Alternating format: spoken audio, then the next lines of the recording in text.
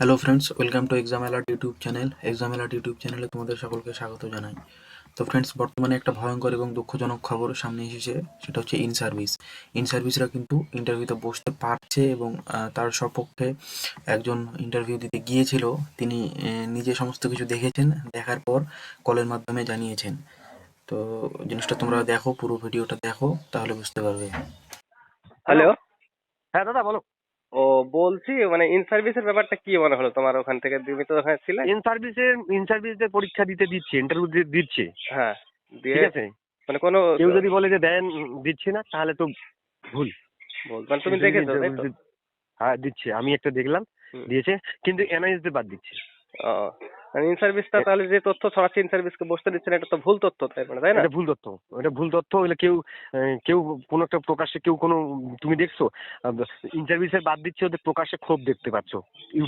ইউটিউবে বিভিন্ন ইয়েতে ওরা ইন্টারভিউ ক্ষোভ দিচ্ছে, প্রকাশ করছে, তাই না? হুম। দেখা যাচ্ছে, কিন্তু কোনোদিন একটা যে ইন্টারভিউ বলেছে যে আমাদের দিল না কেউ, আমি বসি নেই, এরকম কোনো তথ্য পাইছো? পাও নেই। কিন্তু আমার চোখের সামনে ইন্টারভিউ দিয়েছে।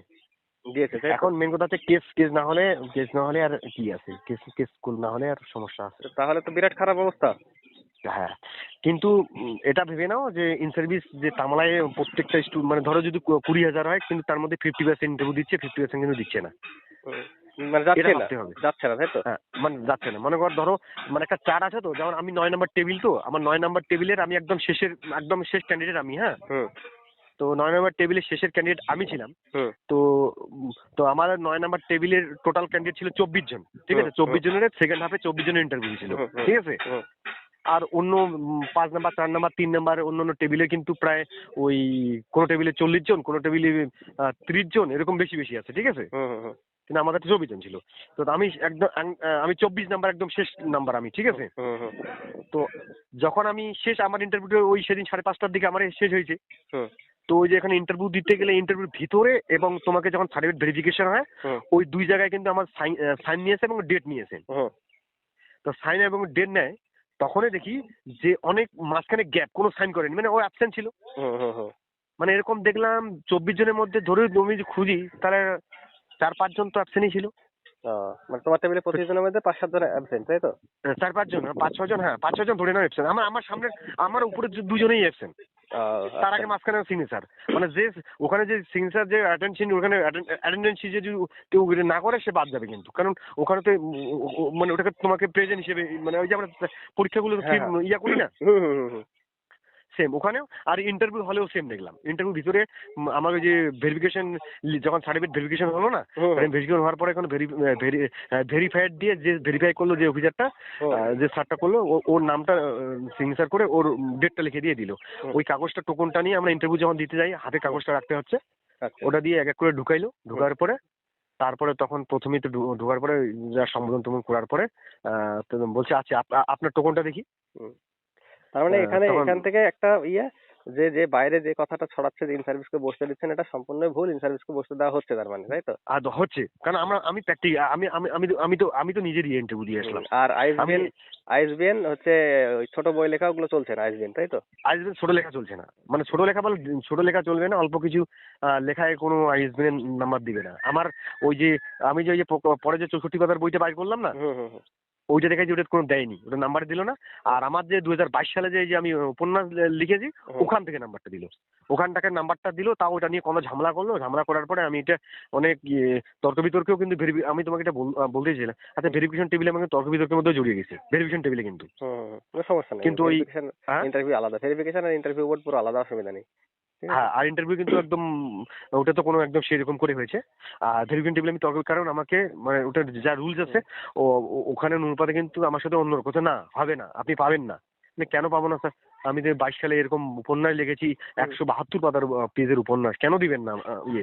ওখানে আপনি পাবেন না, মানে আমি স্যার আমাকে রিজন কারণটা বলেন না, কেন দিবেন না? এই কথা কথা কথা আপনি বেশি কথা বলেন, এইরকম কথা তর্ক বিতর্কে জড়িয়ে গেছি। ঠিক আছে, হুম। তারপরে শেষে বলছে ঠিক আছে, সার্টিফিকেটটা নিল, তো আপনি উপন্যাসটা নিয়ে আসেন।